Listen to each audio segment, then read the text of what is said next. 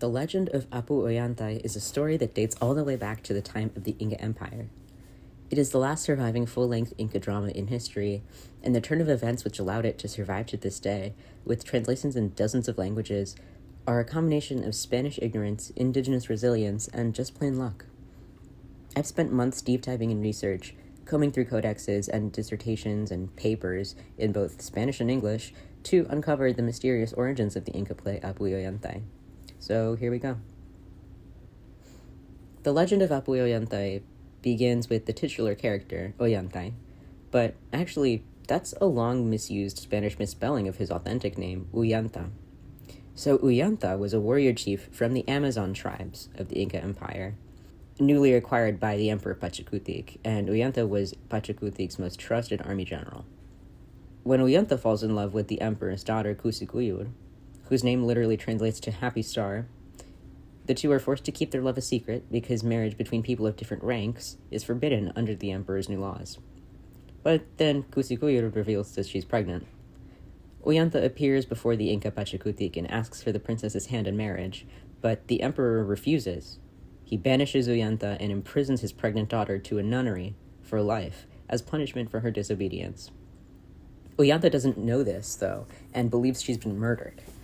He then threatens to return after being banished and destroy Cusco. He goes back to Antisuyu, where he came from, gathers an army, and flees with them to a town in the city of Urubamba, near Cusco, where they prepare for battle in an old fortress used by an earlier emperor. Ollanta and the emperor's armies hash it out for 10 whole years, until Emperor Pachacutic dies, and his son Tupac Yupanqui succeeds him. Meanwhile, at the nursery, Princess Cusikuyur is separated from her now 10-year-old daughter, Ima Sumac, which she gave birth to there. Raised by nuns, Ima eventually discovers her true heritage, then breaks out to ask the new emperor, Tupac Yupanqui, to free her and her mother. After 10 years of war, the newly crowned emperor's general eventually captures Ollanta and his army, and presents them to the Inca to be executed for treason. However, upon being visited by Ima Sumac and realizing that his sister Cusikuyur has been imprisoned by their father for 10 years, the emperor reconsiders at the last minute. Ollanta is pardoned and reunited with his lover and their daughter, and they're all given high-ranking posts in the emperor's court. Everyone lives happily ever after, etc.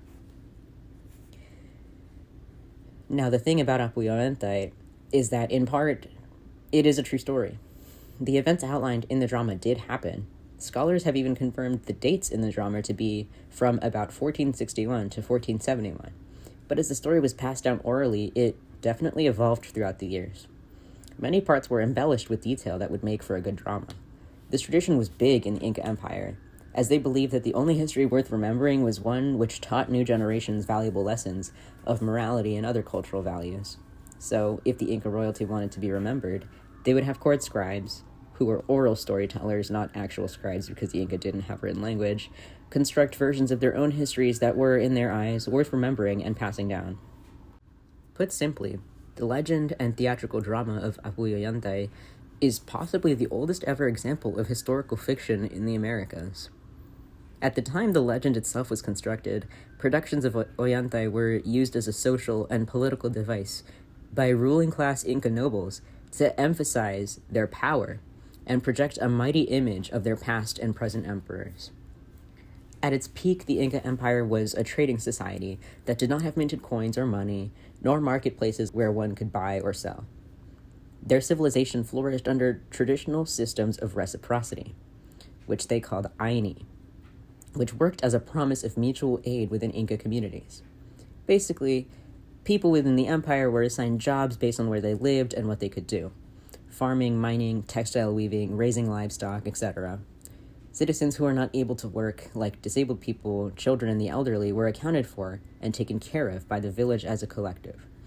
This aini system actually worked, and the people lived in harmony for many years. But when the Inca crown prince Pachacutic became emperor in 1438, shit went down, and everything changed. Just to get a feel for this guy's impact, we should note that Emperor Pachacutic is known in history today as the most powerful reformer of the Andean world. He was an Incan Genghis Khan, or Alexander the Great. His name a powerful metaphor in the Quechua language, is untranslatable into direct English, but its meaning roughly translates to something like the earth shaker, he who moves time, or changer of worlds. He replaced their entire society's traditional Aini system with the Inca redistributive system, which saw the seizing of all crops and goods that anyone produced in the empire into these storehouses in Cusco to be redistributed to families by the state. Pachacutic also built the capital of Cusco and established much stricter laws about the territories which the empire annexed, especially laws on intertribal marriages within the vast empire, which contained hundreds of thousands of tribes within its borders. All of this was basically so that his bloodline could never lose power. When he died, his son Tupac Yupanqui succeeded him on the throne and carried out his legacy. Sound familiar? Enter Apu Ollantay. As I mentioned earlier, at its very beginnings in the Inca royal court, this play worked to do several things. To show the vast economic, social, and transformations undertaken by the emperor, Pachacutic, to reinforce the newly imposed rules of Pachacutic's regime, especially laws on intertribal marriages, the logistics of hierarchy, and the ways in which one could or could not rise in status, and to inspire fear and respect from citizens of Antisuyu, now known as the Peruvian Amazon, whose tribes were the least eager out of anyone else in the empire to accept the Inca as their new rulers. Emperor Pachacutic himself had been the son of an anti-princess, but denied another auntie, Ollantay, his daughter's hand in marriage. Though the previous royal court of Cusco allowed marriages with less royal suyus, it would not be tolerated under Pachacutic's new laws. And so the legend of Apu Ollantay was born, the story of an anti-rebel who fell into a star-crossed love with a royal princess, and, facing adversity, spoke out against the Inca's unjust marriage laws. But then, why does it have such a happy ending? Why are the rebels pardoned? Certainly anyone who dares challenge the word of a great Inca emperor deserves the most cruel punishment of all, right? Well, as it turns out, the happy ending we outlined earlier was entirely made up. Yeah, changed from the original, which apparently had a much more gruesome and dark ending, by a certain Catholic priest by the name of Father Antonio Valdez. But we'll revisit this a little later. Endorsed by imperial nobility at the time of its origin, Apu Ollantay was performed in many places around the empire for years, complete with costumes, songs, dancing, and other lively theatrical traditions, which are now all but lost. After the Spanish invaded the Andes in 1532, any traditions left over from the Inca were effectively banned. Almost zero artifacts of Inca theater remain from pre-Columbian times today, besides a handful of gold masks which may or may not have been burial objects.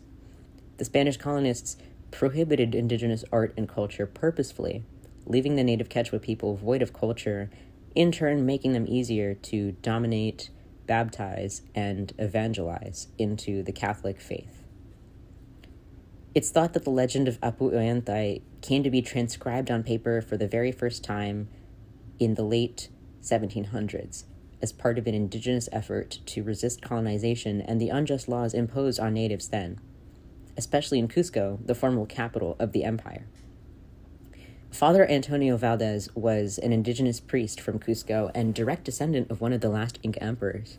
Known for his sympathy and kindness towards the natives of his land, Father Valdez wrote some beautiful poetry and prose in both Quechua and Spanish, which he adapted from the oral traditions of the Quechua. Songs, legends, children's nursery rhymes, and stories that, until then, had only been passed down through generations by word of mouth. Beginning in 1770, Father Valdez played a big part in the rebellion of Tupac Amaru II, another descendant of Inca royalty, who was dead set on bringing the empire back in full swing. Father Valdez was entrusted with the mission of forming indigenous militias to participate in the rebellion.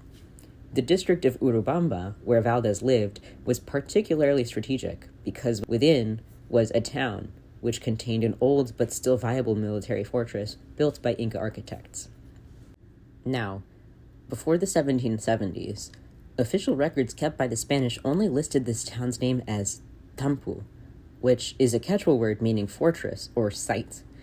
But the rebels insisted on its name being Ollantay Tambo, which means Ollantay's fortress, and claimed that it was the historical site of the true events in Apu Ollantay.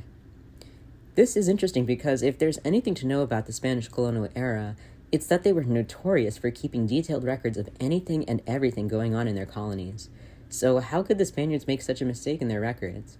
Could it be that the rebels simply lied about the origins of the town's name for their political cause? Well, keeping in mind that Spanish colonizers, especially missionaries of the church, did have a knack for burning, pillaging, and obliterating indigenous cultural monuments out of existence, it is extremely plausible that the Catholic priests in charge of records during the conquest could have just taken out the reference to the Inca legend when documenting the town of Ollantay Tambo, writing it as just Tambo in their books instead.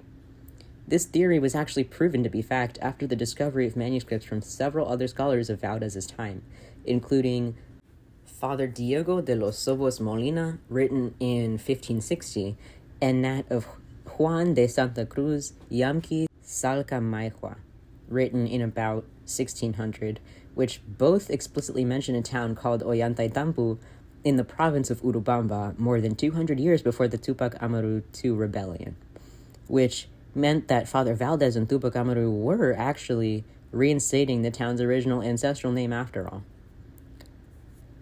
And then there's the matter of the play's ending.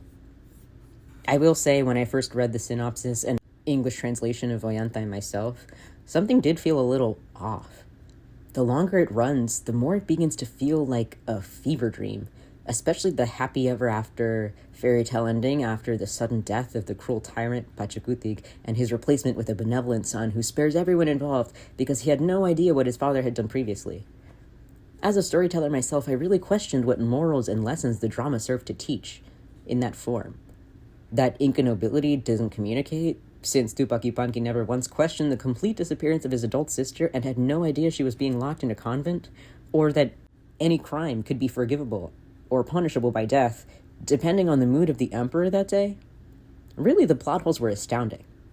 The saddest part is probably that this happy-go-lucky everybody-wins fairy tale version of Apu Ollantay is by far the most widely accepted as the quote-unquote authentic Inca legend.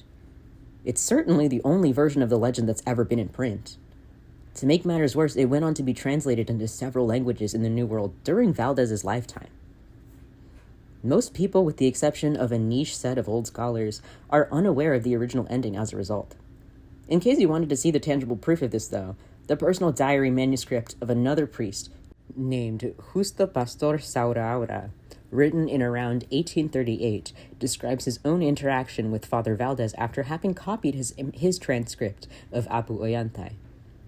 He asked why Valdez had changed the outcome of the Ollantay drama to be happy against the original version of the Urubamba legend. Valdez replied that he did it for poetic reasons and to satisfy the public. Then we have another Spanish manuscript from the year 1776, which describes a stone monument called the Degolladero of Tambo, dedicated to the death site of the real-life rebel Ollanta, who was executed by the Inca emperor for treason. Finally, we have a whole review from 1857 in a newspaper called El Museo Erudito, written by a Jose Manuel Palacios y Valdez, who actually happened to be Antonio Valdez's cousin. In the review, Palacios recognizes Valdez as the author of the drama that he would have collected from the Quechua oil tradition, but criticizes him for having changed the original tragic outcome of punishment and extermination, replacing it with an ending of weddings and pardons.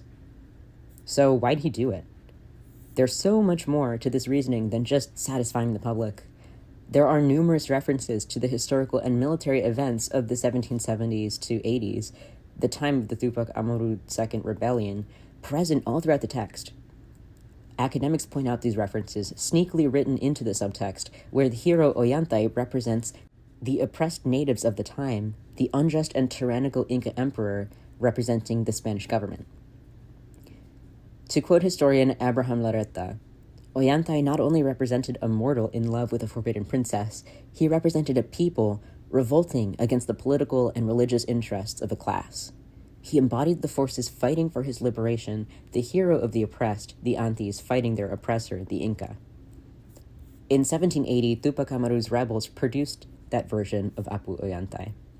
Steeped in political commentary, in public squares where all the people could see, as a purposeful act of resistance, This was illegal due to the Spanish ban on the representation of dramas as well as all other festivals in which the natives celebrate the memory of their Incas.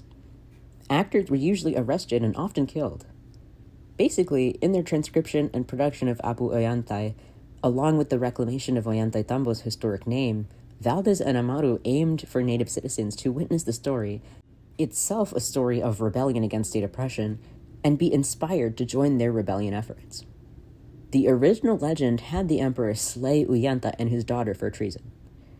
This is because it originated with the purpose of scaring the newly acquired Antisuyo tribe into submission. The message back then was basically, hey, don't be a rebel because rebels always get defeated. Just look at what happened to Ollantay. Don't be like him. This is a cautionary tale. In Valdez's case, though, it looked kind of bad for his rebellion movement if the metaphorical Spaniards, represented by the Inca Empire in his transcript, slayed the metaphorical native rebels represented by Ollantay. So, in order to make his self-inserted metaphor make sense, he needed a happier ending in which the rebels come out on top. Tupac Amaru's eventual loss of the rebellion itself to the colonial Spanish army also doesn't negate the fact that in the hands of indigenous people, theater can be a powerful act of resistance and decolonization. All in all, Father Valdez repurposed the play to suit his own political needs, which is a common fate for art in the public domain, even today. It's like when theater productions insert Marxist themes and explicit gay romance into Shakespeare.